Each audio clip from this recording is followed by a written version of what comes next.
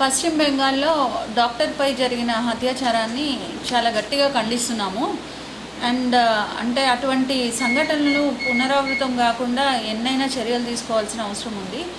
ఆ ఇన్సిడెంట్కి సంఘీభావంగా గవర్నమెంట్ హాస్పిటల్లో జూనియర్ డాక్టర్స్ గత 4-5 రోజులుగా సమ్మెలో ఉన్నారు. వారు elective surgeries and out patients విభాగానికి రావట్లేదు. ఎమర్జెన్సీస్ అయితే ఇంకా కూడా వారు అటెండ్ అవుతున్నారు. మానవతా దృక్పథంతో ఎమర్జెన్సీ లేకపోతే పేషెంట్స్కి ఇబ్బంది అవుతుంది అని వాళ్ళు కన్సిడర్ చేసి జూనియర్ డాక్టర్స్ సమ్మెని కొనసాగిస్తూ కూడా ఎమర్జెన్సీస్ అటెండ్ అవుతున్నారు. అవుట్ పేషెంట్స్ అయితే మా గవర్నమెంట్ డాక్టర్స్ ఓపీవీ విభాగం అయితే ఉన్నారు. హాస్పిటల్లో అవుట్ పేషెంట్స్ విభాగం రన్ అవుతుంది.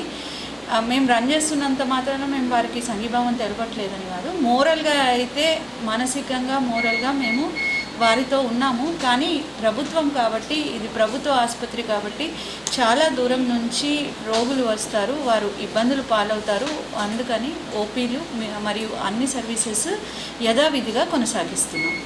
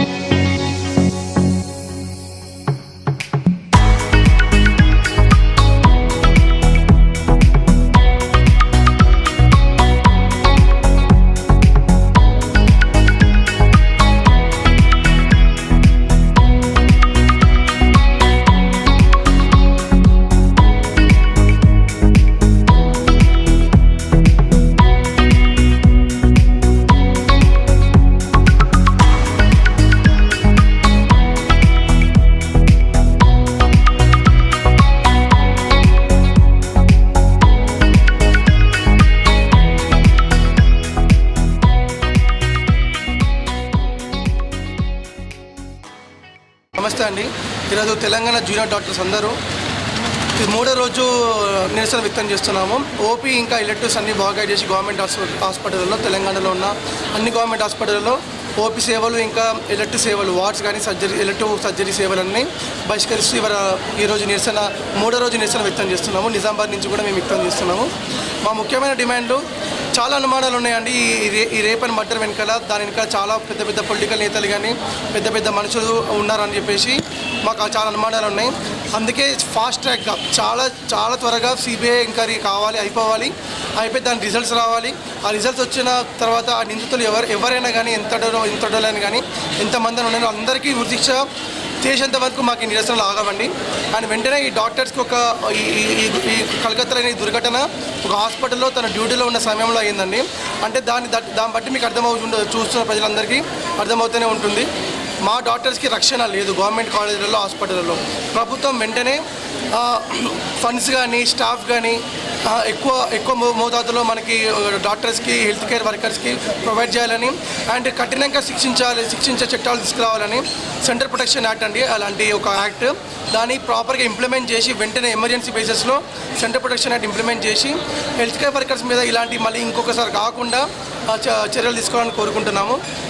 అక్కడ ఉన్న బాధితురాలకి, వాళ్ళ కుటుంబానికి కూడా సెంట్రల్ గవర్నమెంట్ కానీ, అక్కడ ఉన్న వెస్ట్ బెంగాల్ గవర్నమెంట్ కానీ, మిగతా రాష్ట్ర గవర్నమెంట్ కూడా వాళ్ళకి న్యాయం జరగాలని, ఆర్థికంగా కానీ ఉపాధి పరంగా కానీ న్యాయం జరగాలని మా డిమాండ్స్ అండి. ఈరోజు ఒకప్పుడు నిర్భయ, మొన్న మన దగ్గర దిశ, ఈరోజు అభయ. మేము అభయాన్ని పేరు పెట్టుకున్నామండి మా ఫీమేల్ డాక్టర్కి జరిగిన ఇన్సిడెంట్. ఇలాంటి ఇంకా జరుగుతూనే ఉన్నాయి స్వతంత్ర భారతదేశంలో. ఇలాంటి మళ్ళీ జరగకుండా ఉండాలంటే మిగతా సంఘాలు, మహిళా సంఘాలు, ఎన్జిఓస్ అందరూ ముందుకొచ్చి, కామన్ పీపుల్ అందరూ ముందుకొచ్చి సెంట్రల్ గవర్నమెంట్ మీద ప్రెషర్ పెట్టి ఇలాంటి దుర్ఘటన మరి జరగకుండా చర్యలు తీసుకోవాలని, దాంట్లో మీరు భాగం కావాలని కోరుకుంటున్నాము. మా డాక్టర్స్ అందరూ ఇది 3వ రోజు అండి. సండే వరకు కూడా ఇట్లనే ఓపీస్ ఇంకా ఎలక్టివ్స్ అన్ని బాయ్కాట్ చేస్తాము. అప్పటికి కూడా వెస్ట్ బెంగాల్ గవర్నమెంట్ కానీ సెంట్రల్ గవర్నమెంట్ కానీ తగిన న్యాయం జరగకపోతే దేశమంతటా ఎమర్జెన్సీస్ కూడా మొత్తం గవర్నమెంట్ హాస్పిటల్లో వీలైతే ఐఎంఏ సపోర్ట్ ఉంటే ప్రైవేట్ హాస్పిటల్ కూడా మొత్తం బంద్ చేసి రోడ్డు మీద రావాల్సి వస్తుంది. అల్లా కొల్లాలం అవుతుందండి మొత్తం. ఎవరైనా కానీ వెస్ట్ బెంగాల్ గవర్నమెంట్లో కానీ సెంట్రల్ గవర్నమెంట్ కానీ ఎవరు ఇన్వాల్వ్మెంట్ ఉన్నా వాళ్ళకి ఉరిదీసేంత వరకు మా ఈ పోరాటం ఆగదు.